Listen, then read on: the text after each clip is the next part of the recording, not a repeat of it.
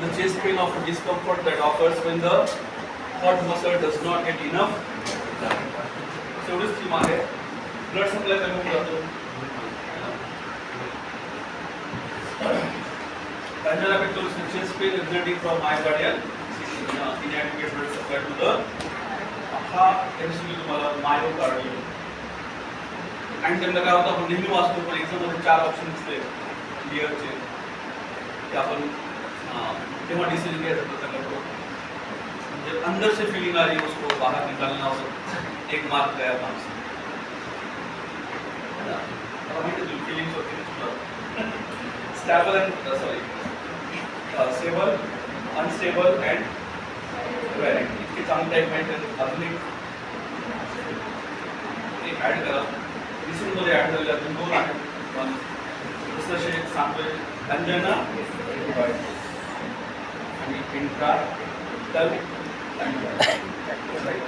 एक मायक्रो पण आहे पोस्ट इन्फ्राक्ट अँजायना. 7 नावं लक्षात ठेवायचं. परत 3 महिने एक्झाममध्ये 3च एक्सप्लेन करायचे आहेत पण सगळे माहीत असू द्या वायवाला विचारू शकता. मला असं वाटतं की आपण 3 सांगितले मग अजून काय राहिलं 50% पण सांगितलं तसं अजून 50% पण आहे. सगळेच नावं पाठ करा. अजून एक मायक्रोमध्ये आहे आपण त्याला बघू. सप्लाय डिमांड मिसमॅच शब्द कसा बघा म्हणजे कधी कधी पॉवर पॉईंट रेडीमेड असतात असे शब्द जास्त बोलत असतो. मिसमॅच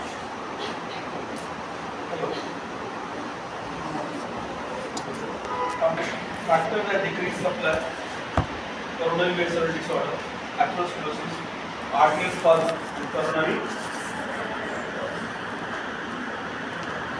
हे तर कारण आहेत हेच आपण बघणार आहोत पुढे चालू. चेस्ट पेन हे तुम्हाला सिम्पटम झालं साईन झालं दोन्ही येत असतात. हायपोटेन्शन बघत राहा फक्त कॉजेस चेस्ट पेनसाठी. ॲरोटिक ब्लड सप्लाय डिसऑर्डरमध्ये त्याला काय बघायचं नाही. तरी चेस्ट पेन झालं तरी असं म्हणायचं नाही काही आपल्या मध्ये वापरायचं आहे. हायपॉक्सिमिया काय पॉलिसिडिमिया सांगते पटकन. पॉलिसिडिमिया म्हणजे काय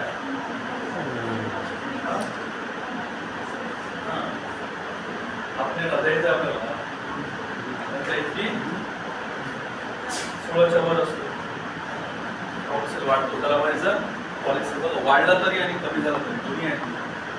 जे 7 ॲनिमिक आहेत त्यांना सुद्धा हार्ट प्रॉब्लेम येऊ शकतात. म्हणून फेरमचं हार्ट रेट वाचत तुम्हाला कळून जाईल काय स्प्लिनमध्ये काय दोनमध्ये ॲक्शन आहे. ओके तुम्ही असं काही केलं पाहिजे.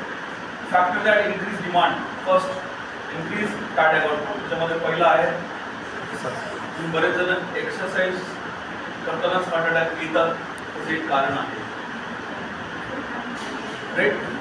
त्याला पहिल्यापासूनच ॲनिमिया राहू शकतो आणि ते एक्सरसाइज करत असतात ते जबरदस्त रिझल्ट मिळतो. आणि ॲनिमियामुळे वेट गेन होत आहे सुरुवातीला. त्या गेनमध्ये जर एक्सरसाइज करायला निघाले तर वापस येण्याचे चान्सेस कमी. त्याला तरी बघायची गरज शब्द तसा आहे. Motion will T that is digestion of हे सुद्धा खूप जणांना आहे. असं नाही की फक्त पिक्चरमध्ये दाखवतं.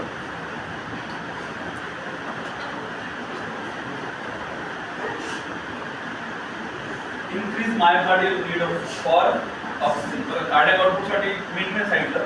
जेवताना बऱ्याच जणांना हार्ट अटॅक येतात त्याचं कारण वेगळे आहेत पण 100% हे थोडं टाळा. राईट येणाऱ्या जनरेशनसाठी सांगतोय खास करून त्यांना फार सवय आहे. त्यांच्या दिमागाकडे तो स्टमक ते ब्रेनमधला जो करेक्शन आहे ना वॅग असतं ते कुठलं काय असं वाटतं कळतच नाही. ते मेसमध्ये पैसे लावले जातात आहे ना असं काही कार्ड रूम आहे. डिमांड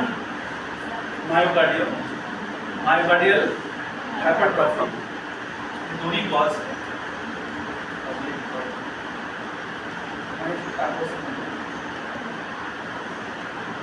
चेस्ट पेन हे सगळे सेन्सेशन नीट पाठ करून पुढे बघायला मिळणार नाही. इझी चॅप्टर आहे.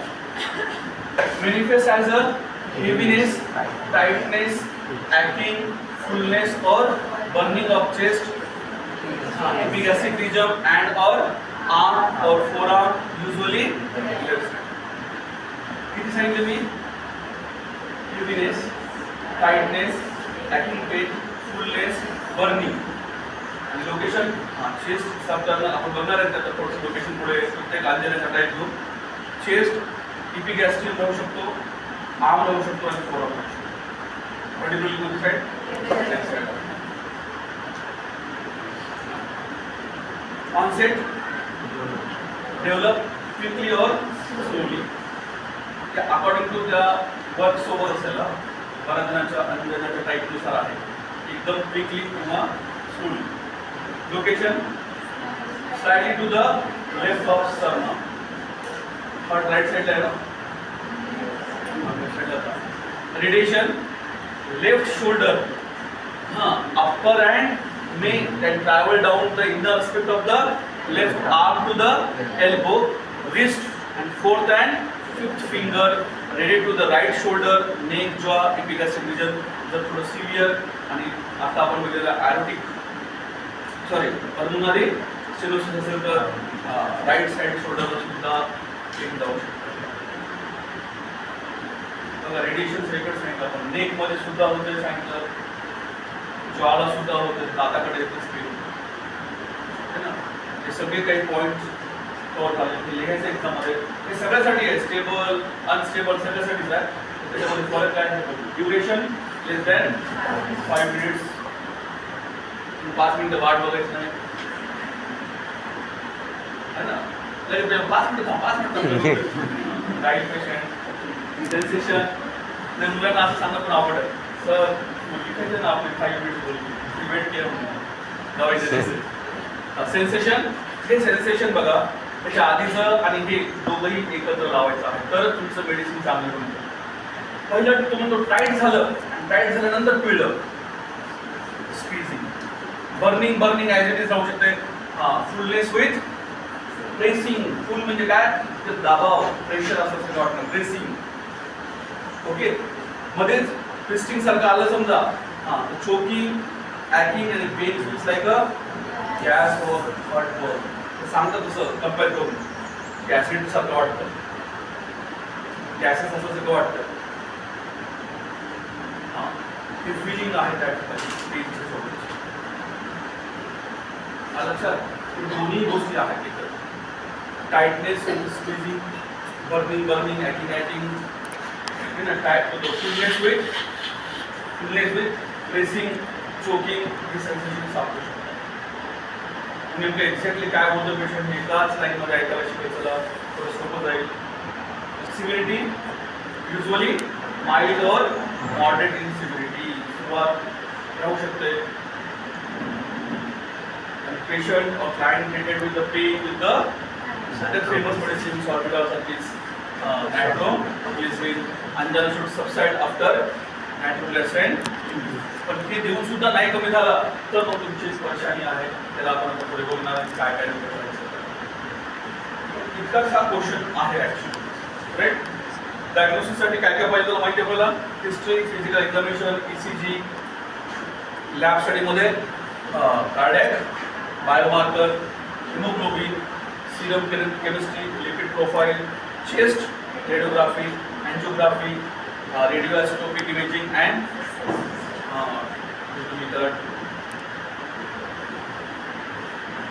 Wheel test, treatment test. हे काही त्याला मॅनेजमेंट असंच लिहा. E for aspirin and anti angina therapy, B for beta blocker therapy and blood pressure control, C for cigarette and cholesterol. द्या म्हणून सांगितलं अरे वा. अवॉइड मध्ये आहे. B for diet and diabetes control, E for education and exercise सांगितलं तरच तुम्ही अंजनापासून मॅनेजमेंट करू शकता. बरोबर आहे. फार्मोलॉजिकल नंतर लागू शकते ओफाइड ग्रुप, अँटीप्लेटलेट, अँटीजेनच्यामध्ये ॲस्पिरिन दिलं जातं. बीटा ब्लॉकिंग एजंट्स, व्हॅसोडायलेटर आणि CCB कॅल्शियम चॅनल ब्लॉकर. ह्या काही मेडिसिनचे नाव आहेत, ग्रुपचे नाव आहेत. त्याच्यामध्ये तुम्हाला ॲटेनॉल, लिपॅडेक्टिन वगैरे अशी नावं. Cardiac catheterisation, revascularisation, nutrition management and rehabilitation. 5 मार्काला तुम्ही इझिली घेऊ शकता असा क्वेश्चन आहे. बरोबर आहे. पण काय होतं बघा आता,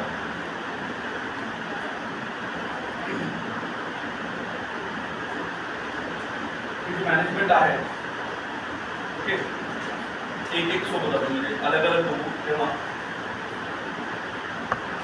आणि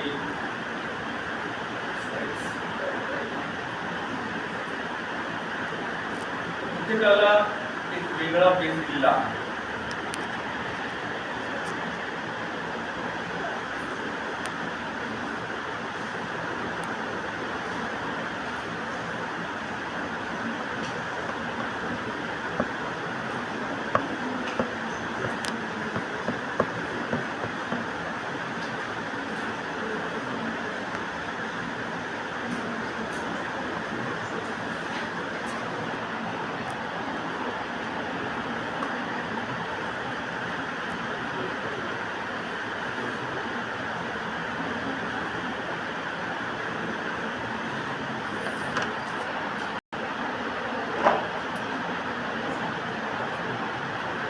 प्रत्येकाला वेगवेगळा बेस दिलेला आहे. बेस आहे ना त्याच्या पॅथोफिजियोलॉजी पण प्रॉब्लेम ओके. म्हणजे जेवढे आपण 7 टाईप बघायला ना त्याच्यामध्ये त्याचा रोल थोडा जास्त आहे. म्हणून due to the aetiological factor काही असू द्या, स्मोकिंग असू द्या, काय हायपरलिपिडेमिया असू द्या, काय अॅथरोस्क्लेरोसिस असू द्या, काही असू द्या.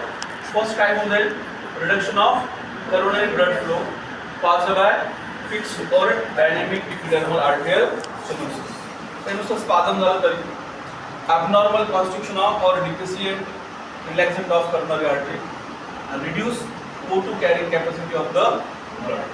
ब्लड ऑक्सिजन कमी पडायला लागेल लगेच आपली इफेक्ट काय, अॅथरोस्क्लेरोसिस किंवा आर्टेरियल स्पाझम किंवा दोन्ही असू शकतात, थ्रोम्बोसिस असू शकते. Obstruction sudden reversible operation obstruction, ischaemia म्हणजे हायपॉक्सिक कंडिशन आणि reduce oxygen demand, angina, thrombolysis आणि अनस्टेबल. ही जर गोष्ट असेल, ऑब्स्ट्रक्शन हे असेल तर अंजायनल अनस्टेबल अंजायना बघायला मिळू शकतो. पण पुढे बघणार आहेत आपण. जे स्टेबल तरी नुसतं स्पाझम असेल तर अनस्टेबल ऑब्स्ट्रक्शन असेल. हे डिफरन्शिएट आहे. मला असं विचारलं की कसं ओळखायचं स्टेबल आणि अनस्टेबल मध्ये काय फरक आहे, तुम्ही सांगू शकता की पॅथॉलॉजी म्हणजे ऑब्स्ट्रक्शन त्याच्यामध्ये unstable. Imbalance between the heart and oxygen demand. And this imbalance can result from increasing demand during exercise lead to angina. कोणी असं सरळ सरळ म्हणतं की साधारण चाललं तरीही तर छाती दुखते, त्याला थोडंसं आधीच तुम्ही प्रिकॉशन घेऊ शकता. ऑक्सिजन डिमांड हार्टला कमी पडतं राईट, ऑब्स्ट्रक्शन नसताना. म्हणून पहिलं घेऊ आपण स्टेबल अंजायना. हा कसा आहे थोडं वाचा part. Predictable, stable, right? consistent, occurs on exercise, emotion and eating. चांगलं लक्षात ठेवा, म्हणजे फार इम्पॉर्टंट आहे एक्सरसाइज, इमोशन अँड इटिंग. म्हणजे नॉर्मल वॉकिंग पेक्षा थोडं एक्स्ट्रा एफर्ट्स एक्सरसाइज जाईल 10 तासात. इमोशन्स हे पण थोडेसे आता मी सांगितलं तुम्हाला कोणत्या टाईपचे इमोशन पाहिजे होतं बघू आपण त्याला. आणि एटिंग ओके, पर्टिक्युलरली एटिंगमध्ये खूप काही पॉईंट आहे. Caused by increase demand of the heart and by a fix narrowing of coronary vessel almost always by ॲरोटोमा. पण एवढं नाही ना, 50%च्या खाली समजायचं. Coronary obstruction is fixed and it is relieved by rest. हे फार इम्पॉर्टंट आहे. It is relieved by rest. Without any medicine, patient chest pain कमी होऊ शकते फक्त रेस्ट मुळे. हा जो रेस्ट शब्द आहे ना, तो एक्सरसाइजला तर सरळ सरळ कम्पेअर करून चाललाय की एक्सरसाइज रेस्ट. पण इमोशन आणि रेस्ट हा शब्द टाकताना खूप वेळेस विचार करावा. आणि तिसरा शब्द तर बघायचं कामच नाही, त्याला कसं रेस्ट करू शकतो. इटिंग आणि रेस्ट त्याला आपण आपल्याकडे मेडिसिन आहे दोन्ही एकत्र aggravation by eating amelioration by rest over eating elements form over breathing elements form घेऊन द्या. आता तुम्हाला एलिमेंट्स पण कळलं लागतं की अरे एक्स्ट्रा मिल खाल्ल्यानंतर जर कोणाला छाती ॲसिडिटी छातीचे प्रॉब्लेम किंवा अप्पर साईडचे प्रॉब्लेम येत असेल तर ते कुठेतरी हर्टवर लोड टाकतं त्याच्यात आणि पण ते एकच देतो acidity stomach over eating elements form है ना. पण मिस केलं तुम्ही थर्ड इयरला झाला असं बाबा. पुढे अंजनाचा टाईप पासून घ्या त्याच्यामध्ये एवढंच आहे बाकी काहीच नाही. लिहिताना सोपं आहे फक्त ते विचारतील स्टेबल अंजना ॲग्रेवेशन आहे अमोरेशन बस लिहायला पण सोपा. आता दुसरा टाईप कोणतं नाव आहे रिफ्रॅक्टरी और intractable angina. Severe incapacitating chest pain refractory angina pectoris chest pain is a sensation of pressure or pain in the chest that is the result of insufficient blood flow to the heart muscle and in which the treatment with the medication and heart surgery is either insufficient or no longer effective. याच्यामध्ये एकच शब्द वापरला आहे pressure. हे पण भरपूर search केला अंजनासाठी. Pressure सोडून दुसरं काही आवश्यकता का नाही प्रेशरच असतं एकदम डिकॉम्पेन्सेटेड. तुम्ही रिव्हर्सिबल सेल इरिव्हर्सिबल सेल इंजुरीमध्ये सगळ्यात शेवटी जो MDF नावाचा फॅक्टर बाहेर पडतो मसाला नाही ना myocardial represent factor irreversible cell इंजुरीमध्ये तो हे आहे. ह्या प्रेशरमध्ये सगळ्यात जास्त फॅक्टर बाजूला पडतो आणि इतकं नेक्रोसिस होतं इतका म्हणजे लार्ज एरिया तयार होतो तिथून पुढे सर्जरी करून सुद्धा काही फायदा होणार नसतो. पुढे unstable आपला normal. Symptom occurs more frequently and longer म्हणून ब्रॅकेटमध्ये नाव दिलं त्याला दुसरं prolongment. Then stable angina dangerous and required emergency treatment. It is rupture of fibrous cap leading to the blockage. म्हणजे पहिला जो अंजाइना होता स्टेबल मध्ये त्यामध्ये हेमोरेजिक टेंडन्सी नव्हती इश्मिक होत होता पण तेवढा हेमोरेजिक नव्हता म्हणून सिम्पटम सुद्धा कमी आणि रेस्ट केले की नॉर्मल. इथं रेस्ट केल्यावर नॉर्मल होत नाही का तर मी ब्लिडिंग होणार आहे. अनस्टेबल मध्ये हेमोरेजिक सापडत आहे कंडिशन कारण की fibrous cap leading to blockage of the rupture of the fibrous cap leading to blockage and the artery by clotted blood occurs with increasing frequency. म्हणजे हळूहळू वाढत जाऊ शकते. रिकरंट अटॅक सुद्धा प्रोग्रेसिव्ह आहे. prolongated and progression affect the patient's life by not being able to work. हा एकदा आला एकदा तो द्यायला लागला की पुढे त्याच्या डिसॅबिलिटी हा त्याच्या वर्कवर इफेक्ट पडायला रोजच्या इमोशन्स त्याच्याबद्दल इफेक्ट पडत चालला आहे. ओके त्याचं ॲग्रेवेशन ॲमोरेशन बघू पुढे. व्हॅरियंट अंजाइना दुसरं नाव फ्री फ्रंटवेंट्रल अंजाइना. हे मेंटेनन्स एकदम काही जाऊ नका. Secondary epicardial coronary artery spasm pain at rest with a reversible ST segment elevation caused by coronary artery vasospasm. त्याच्यामध्ये हा शब्द इम्पॉर्टंट आहे पेन ॲट रेस्ट. हा अंजाइना ड्युरिंग स्लीप मध्ये येतो ड्युरिंग रेस्ट मध्ये येतो आणि अशा वेळेस जर ECG काढला रिव्हर्सिबल ST मिळणं म्हणजेच व्हॅरियंट अंजाइनाचं एक्झाम्पल आहे. ते आपण ECG रिलेशन मायोकार्डियल इन्फार्क्टच्या शेवटी बघू पण इतर काही बोलू शकतो. आणि सगळे शेवटी सायलेन्स. आजकाल हा प्रकार वाढत चालला आहे. तरी काही डायबिटीसच्या पेशंटला हार्ट अटॅक येऊन जातो पण कळत नाही है ना. हे कारण आहे. Objective evidence of ischaemia in absence of chest discomfort. आणि त्याच्यामध्ये फक्त एकच आहे ECG but patient report no symptom. त्याला आपण म्हणू शकतो सायलेंट इश्मिक किंवा अंजाइना. त्याचं कारण काय very common more episode of the silent than the painful angina in the same patient, difficult to diagnosis and generally exercise. अशा लोकांसाठी TFT चांगली. Diagnostic finding often made by evaluating the clinical manifestation of ischemia and the patient's diagnostic finding मध्ये चांगलं लिहून घ्या. Electrocardiogram, stress test, x-ray, coronary angiography, blood test. Blood test मध्ये सगळे झाले. कार्डियक मार्कर मोजून सगळे. म्हणजे कधी कधी काय काय होतं बघून घ्या. एखाद्या महिन्यामध्ये 2-3 वेळा जरी कार्डियक म्हणजे चेस्ट पेन झालं, तुम्हाला असं वाटतं नाही गॅस्ट्रिक ओरिजिन नाही, त्या सगळ्या टेस्ट सुद्धा करतो. तुम्ही होममध्ये काय असं विचार करू नका, करायला पाहिजे त्यांना करायचंच आहे. तुमच्या मेडिसिनसाठी सुद्धा ते चांगलं राहील. ओके, जे आपण आता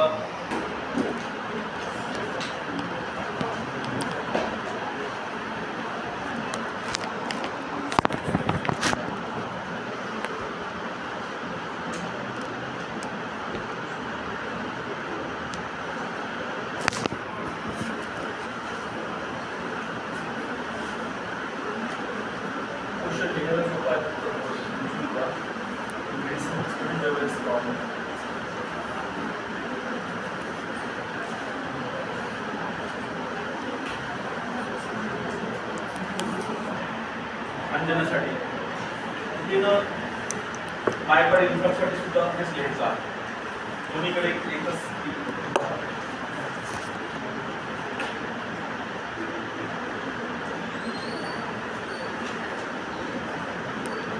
मध्ये नॉन मॉडिफिकेबल रिस्क फॅक्टर आणि मॉडिफाईड करू शकता असे रिस्क फॅक्टर.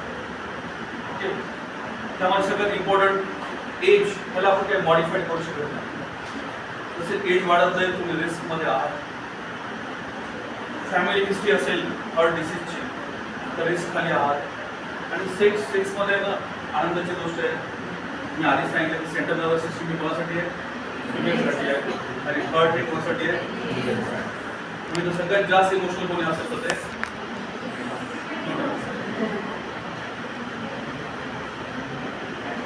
म्हणून पहिले बोलतो की अरे बायाचं ऐकून mother is mother, no doubt. Age more than 40. आता काही एज राहिले नाही हार्ट अटॅकसाठी, पण तरी पण 40 पण काही कमी नाही. आजकाल तर अर्ली एजमध्येच आहे. Family history, myocardial infarct can be inherited from parents to children. Gender myocardial infarct is 3 times more in man than in. पण हा रेशो सेम होऊन जातो कधी आफ्टर मेनोपॉज. तर मायोकार्डियल इन्फार्क्ट मध्ये सुद्धा हेच लाईन आहे. आता तुम्हाला अंजानामध्ये सुद्धा तुम्ही टाकू शकता की चेस्ट पेनसाठी सुद्धा असाच काहीतरी फॅक्टर आहे. मॉडिफाईड बल्बमध्ये बघा फॅक्टर इथून घ्या. High blood lipid level, hyperlipidaemia. Second hypertension. तिसरा स्मोकिंग है ना. चौथा जो आहे तो फिजिकल इनएक्टिव्हिटी. तो इम्पॉर्टंट होता म्हणून तुम्ही ओबेसिटी, डायबिटीज मेलाइटस, आणि सगळ्यात शेवटी आपण जो स्ट्रेस, एक प्रकारचा इमोशनल स्ट्रेस. इमोशन बरोबर आहे. टोटल 7च आहे, पण डेंजर आहे. आणि सगळ्यांचा विचार केला ना फार काही गोष्टी पटकन होऊ शकतात की फिजिकल इनएक्टिव्हिटी, ओबेसिटी, स्मोकिंग, हायपरटेन्शन, हायपरलिपिडेमिया, आणि ह्या डायबिटीज आणि आज ह्यांची संख्या कमी नाही. तुम्ही बघा प्रॅक्टिस करताना तुम्हाला काय विचार करायचा. एकाला 10 वर्ष डायबिटीज झाले, तुम्ही त्याला तरी एक तरी साईन न सांगायला काय झालं सांगतो, तुम्ही त्याला हायर सिम्पटम समजायचं. डायबिटीजच्या मागचे इमोशन्स आणि आताचे त्याला चेस्ट पेन माझे इमोशन सेम राहू शकतात, ते कुठं बदल होत नाही. ओके, सिम्प्लिटिक मी आधी सांगत असतो की सिम्प्लिटिकमध्ये काय होतं, डिस्ट्रक्शन व्हायला लागलं काय होतं की ते एका लेवलला स्थिर होऊन जातात इमोशनमध्ये. तिथं असं बुद्धी नावाची गोष्ट चालत नाही एखाद्या क्राईममध्ये. पण ते जे बुद्धी लावतात ना इमोशन थ्रू, ती लवकर कळते दुसऱ्याला. आपली चूक दुसऱ्याला लवकर काय समजून घ्यायचं की आपण इमोशनली केलेली चूक आहे. आणि जी चूक कधीच सापडत नाही ना त्याला म्हणजे इंटेलिजन्स. कॉपी करतात. काही काही फॅक्टर आहेत तुम्ही ओळखू शकत नाहीत, पण सिस्टमॅटिक पेशंट घेऊन बोलतो ना, तो खूप काही छान सांगतो आणि तुम्ही त्याला ना तुम्हाला असं वाटतं की एवढं डिस्ट्रक्शन करा आणि इमोशन कसं भरभर द्यायला बघा नाही तर चुका करतो त्याला माहिती. म्हणून लवकर मला असं विचारलं की सगळ्यात फास्ट रिझल्ट कशामध्ये येतात, तर मी नेहमी सांगतो सिस्टमॅटिक आणि सायकोटिक पेशंट पटकन रिमूव्ह करतात सिम्पटम. सोडा पाहिजे सगळ्यांचा अनुभव आहे, कारण त्या सोडामध्ये फिलिंग्स ज्या पटकन चेंज होतात. आज मला असं वाटलं, उद्या कसं वाटलं, असं वाटलं. आमचं इंटेलिजन्स तिथं कामच करत नाही. म्हणून काउन्सिलिंगसाठी आहे ना, ते डॉक्टरांनी सहज सांगले काउन्सिलिंग कोणाला करावं. मी तुम्हाला आधी पण वाटतं तुमच्या न्यू बॅचच्या मागच्या सांगितलं होतं, काउन्सिलिंग सगळ्याला करण्यासारखा पार्ट नसतो. आजकाल चुकीच्या पर्सनला तुम्ही काउन्सिलिंग करायला तुम्हाला नंतर कळून जाईल. मला वाटतं मेंटल डिसीज 152च्या नंतरच्या सगळ्याच्या मध्ये बघा काउन्सिलिंगसाठी खूप डॉक्टरांनी मला पर्टिक्युलर सांगितलं की काउन्सिलिंग केली हा पेशंट डॅमेज, तुम्ही मेडिसिन दुसरा डॅमेज, तर तुम्ही टाकलेला व्हायरस आहे. म्हणून आयुर्वेदिकवाले सगळ्यात जास्त चूक करतात विनाकारण कोणते, म्हणजे त्यांना माहीतच नाही कोणत्या पेशंटला काउन्सिलिंग करतात. तुमच्या पुस्तकात लिहिलंय, ऑर्डरमध्ये लिहिलंय डॉक्टरांनी, तो आता वेळ नंतर एक्झाम्पल सांगतो मी. सॅडनेस आहे एकदम बेसिक इमोशन, सिम्पॅथेटिक मध्ये ॲगोनी होऊन जातं, पण घेताना आपण चुकतो. हॅपी वाला ॲगोनी मध्ये येत नाही, सॅडनेस वाला ॲगोनी. तुम्ही लस्ट LUST लस्ट म्हणजे काय माहिती एक्झाम्पल लव लस्ट शब्द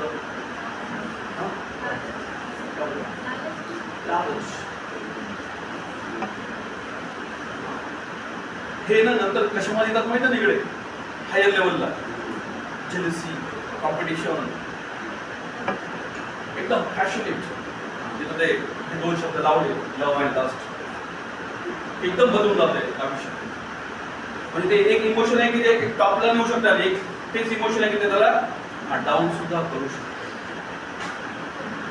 इमोशनल म्हणजे EQ आणि IQ हे दोन्ही शब्द फार डेंजर आहेत. आणि खूप वेळेस वाचा, त्याच्यात खूप सारे आहेत, कोर्सेस आहेत, कोर्सेस करा, स्वतःसाठी करा, येणाऱ्या तुमच्या मुलाबाळासाठी म्हणजेच जनरेशनसाठी करा. पॅथोफिजिओलॉजी आता बघितल्या प्रोसेसिंग सांगतो, तर मी एक्सप्लेन करतोय. पेन, चेस्ट पेनच आहे, सिव्हिअर इमोबिलायझिंग चेस्ट पेन हा शब्द आहे ना, हाच इम्पॉर्टंट आहे. कॉस्टोकॉन्ड्रायटिसचं पेन झालं ना, पेशंट म्हणतो काही नाही असं मी चालू करू शकतो. कॅचिंग पेन म्हणतात त्याला. तर दुसरं एक नाव आहे प्ल्युरिसी पेन. बघा चेस्ट पेन मध्ये मी तुम्हाला वेगवेगळे नाव सांगितलं. एक लंग्स ओरिजिनेट आहे, इथं डिफरन्शिएट करून सांगितलं. चेस्ट पेनचा पेशंट त्याला असं विचार येतं, श्वास घेताना त्रास व्हायला का श्वास सोडताना, तो श्वास घेताना एकदम असं थांबा लागतंय, कारण का छाती एकदम दुखते, त्या कॅचिंग पेन. आणि ते प्ल्युरिसीचं असते, लंग एक्सपांड होताना ते इरिटेट करते कोणाला, त्या प्लुरल लेअरला. It is called the catching pain. की श्वास एकदम कॅच केला जातो, पेशंट एकदम स्टिफ इमोबलाइज होतं. तसं इथे इमोबलाइज दिलं म्हणजे त्याचा हार्ट पेनच आहे असं नाही. म्हणून मी तुम्हाला एक खास डेफिनेशन सांगायलो की प्ल्युरिसी मध्ये सुद्धा इमोबलाइज राहतो, तो कॅच होऊन जातो एकदम. लहान मोठं एकदम पुतळा बनायचो काय एकदम स्टॅच्यू पोझिशन मध्ये राहतो. त्यांना असं वाटतं कोणी धक्का दिला तर हाड वगैरे पुढं स्लाइडलेस. ते प्ल्युरिसी आहे, त्यांना प्लुरल इफ्युजन वगैरे राहू शकते, टीबीची पोस्ट टीबी वगैरे त्या पेन मध्ये. दुसरं असेल कॉस्टोकॉन्ड्रायटिस, रिब्स आणि स्टर्नमचं जॉईंट. ते पिन पॉइंटेड सांगतात, म्हणजे बरोबर असं बोर्ड दाखवून सांगतात. चेस्ट पेन असं बोर्ड दाखवून सांगता येत नाही, म्हणजे हार्ट पेन काय की ते रेफर होते, रेडिएट होते. म्हणून कॉस्टोकॉन्ड्रायटिस वाला काय सांगतो एकदम पिन पॉइंटेड, म्हणजे बरोबर इथेच दुखते, त्या रिब्सवर बरोबर पेन करतो. आणि तुम्ही ते बघितलं नीट तर त्या टेंडरनं सापडतं त्या रिब्सच्या पॉइंट, त्या जंक्शन. म्हणून हे दुसरं डायग्नोसिस झालं तुम्हाला. एक प्ल्युरिसी, त्याला catching, it is related with the respiration. आणि costochondritis it is related with the movement. थोडं जर मूव्ह केलं ना तर ते पेनची सिव्हिरिटी वाढते. असं डल असते पेन, तर थोडं मुवमेंट करायला लागलं, हात वर खाली असं करायला लागलं की लगेच ते पेन व्हायला. कॉस्टोकॉन्ड्रायटिस राईट. पण हे रेडिएट होते कुठं कुठं, ऑल तुमचं आर्म्स, एल्बो, नेक वगैरे सगळं. म्हणून इथं सिव्हिअर इमोबलाइज आहे म्हणून तुम्हाला सांगितलं मी की इमोबलाइजसाठी अजून दोन पेन आहेत, एक ऑस्टोकॉन्ड्रायटिसचं पेन आणि दुसरं प्लुरेसी pen. Chest pain usually described as a heaviness, pressure and tightness and burning. ते सेम शब्द आहेत. Location substernal, retrosternal or epigastric. Radiation it may be related to neck, jaw, arms and back and duration lasts for 5 to 20 minutes. होऊ शकता, more पण राहू शकते. सोबत काय काय राहू शकतं बघा. हां, nausea, vomiting आणि gastric symptom, fever कधी-कधी एकदम 100 किंवा 100 पेक्षा वर राहू शकते. It is due to the inflammatory process caused by myocardial cell death, म्हणजे अनस्टेबल राहिल्यासारखं. आणि इथं हा पार्ट आता मेडिसिन बघितली होती आपण कोणती बरायटा. आता बघून घ्या. Sympathetic nerve system stimulation, increase catecholamine release, diaphoresis, profuse sweating, cold and clammy skin, cold sweat. आणि पर्टिक्युलरली आहे ना चेस्ट पेन सोबत कुठल्याही पार्ट मध्ये कोल्ड टाकायला ना ते आपली कॅरेक्टरिस्टिक मेडिसिन होऊन जातं. आता मी सांगितलं स्पॉटम कोल्ड. चेस्ट पेन झाला त्याच्यानंतर तो सांगतो की अर्ध्या तासाने एकदम बॉडीमध्ये थंडपणा, चिलनेस फील व्हायला. ते एरिया विचारायचं, कान आहे का, दातामध्ये कोर सेन्सिटिव्हनेस आलं का, कानामध्ये आलं का, पायामध्ये टोज मध्ये वगैरे आले, आता ते जेनेटल पार्ट्स मध्ये सांगायला सुरू झालं की बऱ्याचदा का सारखी मेडिसिन. आणि हे येते तुम्ही विचारत चाल. फार म्हणजे गमतीचा आहे प्रकार.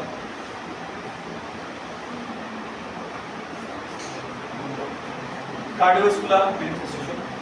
आता बघा दुसरा पार्ट, ही दुसरी केस झाली आता. हायपोटेन्शन, डिक्रीज कार्डियक आउटपुट आणि पेशंट कशामध्ये जातो शॉक.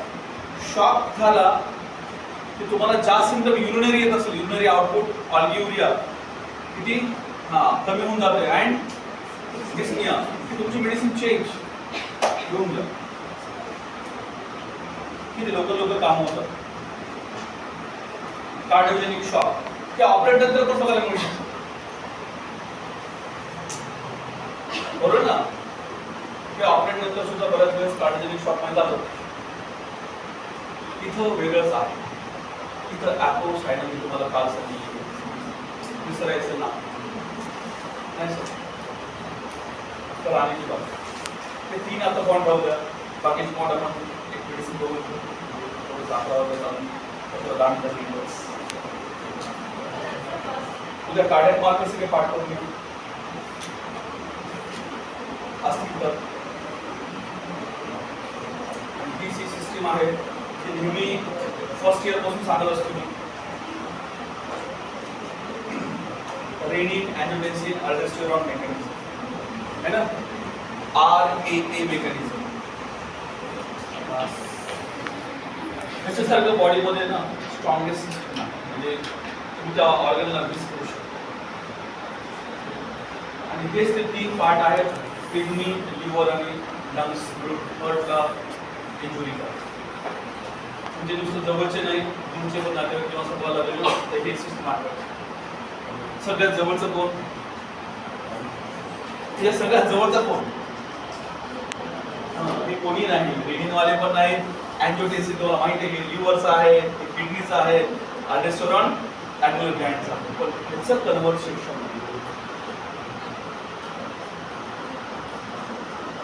जे जिथं होते लंग्स मध्ये होते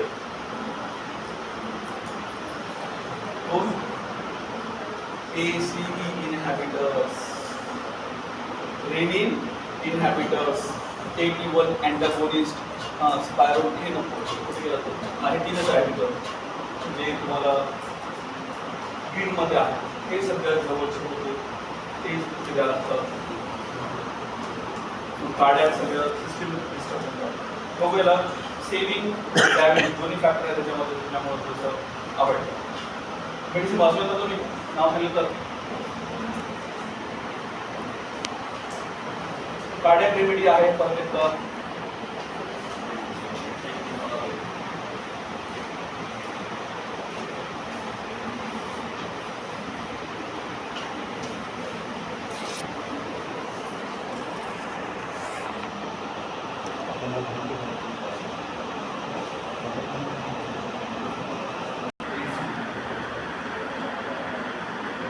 कॉफी पिणाऱ्यांना वॉर्निंग. पहिलं कॉफीमुळे हर्ट प्रॉब्लेम येतात तुम्हाला माहिती आहे. Enjoyment coffee from abuse of chamomile and coffee. Angina pectoris coffee from abuse of stimulant from nux vomica and spigelia. खूप कॉमन मेडिसिन आहे, पण वाचता येत नाही. आता बघा heart angina pectoris drinking water aggravates. हे एवढे विकनेस असेल ना तेव्हा त्याला पाणी आपण हे नंतर बोलू. हे शब्द खाली होते. म्हणजे ह्या ज्या मेडिसिन ना 1 2 3 4 5 6 7 म्हणजे 11 मेडिसिन आहेत. त्या 11 मेडिसिन येणं चांगलं शकतं. हे डिस्ट्रेस सोबतच्या मेडिसिन आहेत. पर्टिक्युलरली यांचे ॲग्रेवेशन पण नाईटमध्ये जास्त येतं. Heart angina pectoris fear of death.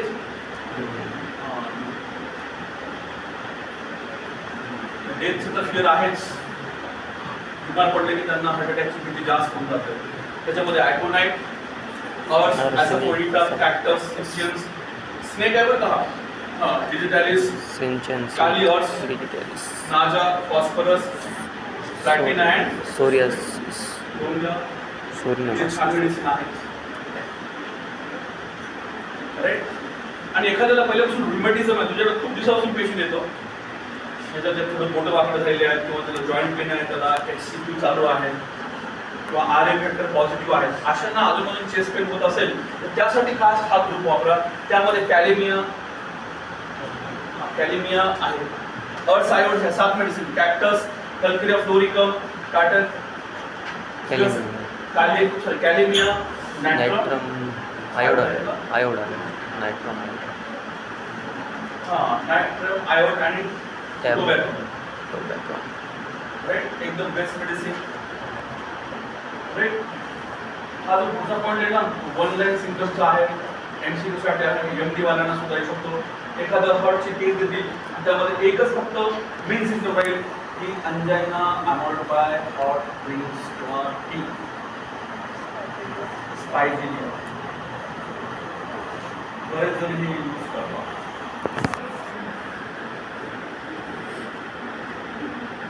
आणि अंजना पेन होत आहे आणि तो ऑस्टिटोनस कंडिशन मध्ये यायला आहे, ओळखायला उशीर नाही करायचं. तर आहे ड्रग इथं, heart angina pectoris lies on knees, body bend backward. होतं तुम्हाला जे मेडिसिन सांगायलो ती मला इथली पण कॅलेमिया वाचून या, एक्सप्लेन करायला सोपी जाईल. कॅलेमिया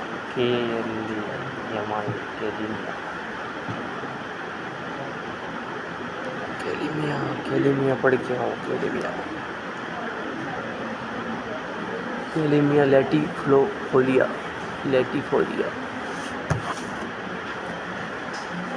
होऊन घ्या पहिलंच. It's affect the nerve, thought and circulation.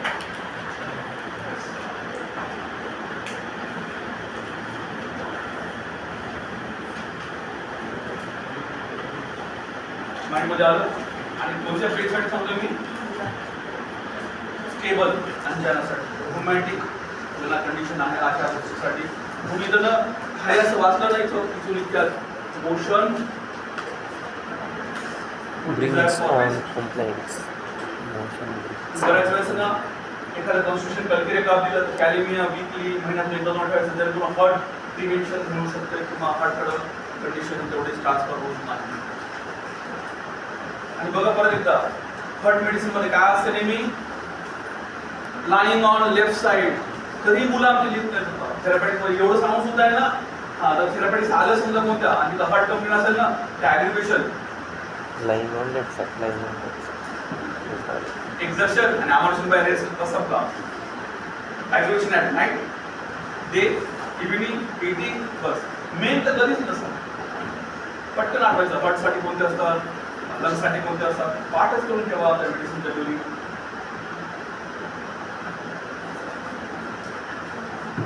त्यामध्ये ना